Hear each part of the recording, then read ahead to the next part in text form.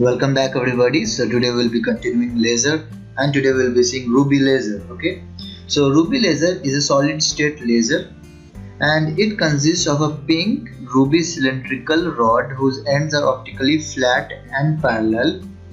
So this is like the construction of it, and one end of the rod is fully silvered and the other end is partially silvered.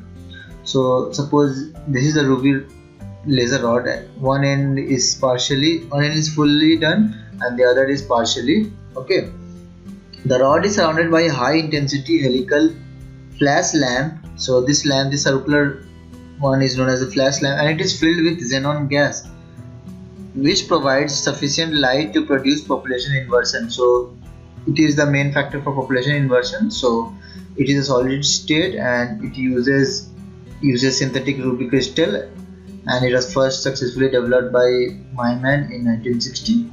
So visible light, it emits deep red light of wavelength 694 nanometers. Okay, so now ruby consists of three elements: so laser medium, the pump source, and the optical resonator. Okay, and ruby is a crystalline aluminum oxide, so it is Al2O3, and it is doped with 0.05% of chromium atoms, and the aluminum ions in the crystal lattice are replaced by chromium ions. Okay, and this AlO2 is known as the host crystal. Okay, and chromium atoms are called the activator atoms.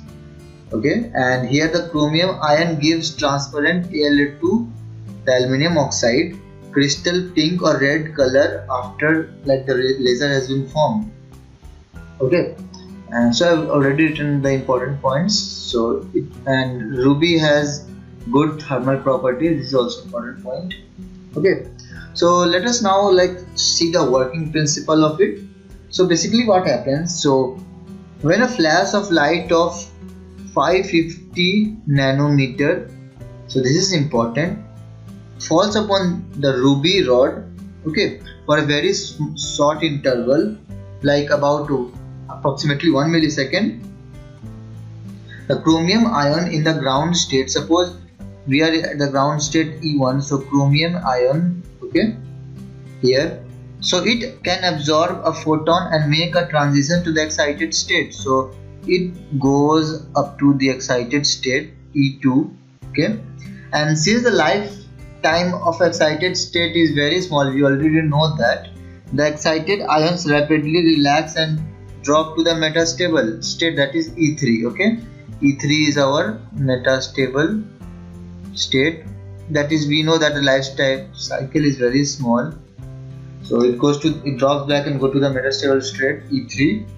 And this transition is non-radiative transition because the released energy by the excited ions, that is being absorbed by the lattice in which they are embedded, and overall the heat is dissipated in terms of the energy is dissipated in the terms of heat. Okay, and since the lifetime of metastable state, this state is very high, we know that, so the number of atoms in the state keeps on increasing. Okay, so atoms in E3 state, the number of atoms is getting increased, and in that case the number of atoms when exceeds, it goes to the ground state, and hence a population inversion can be obtained between E3 and E1.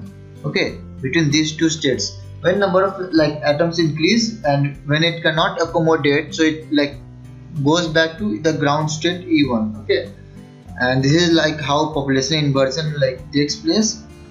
So after population inversion in metastable state, or one or two photons get emitted by stimulated emission, and light amplification will start. So okay, so the transition from the metastable state to the ground state, it will radiate photons. Okay, and which after repeated reflection by the mirrors, so in this mirrors, so here and here, after continuous reflection, the laser cavity gets amplified, we have known in the optical resonator phenomena that happens, and hence a highly intense directional coherent beam of red light that will, so this was the wavelength, this will be like generated, will be emerged like from the partially silver end. So this is a partially silver end, and this will in turn be known as the ruby rod laser or laser output. So this was all about ruby laser. So if you had any problem, just comment, and if you did like the video, hit the thumbs up button and subscribe my channel for more videos. Thanks for watching it.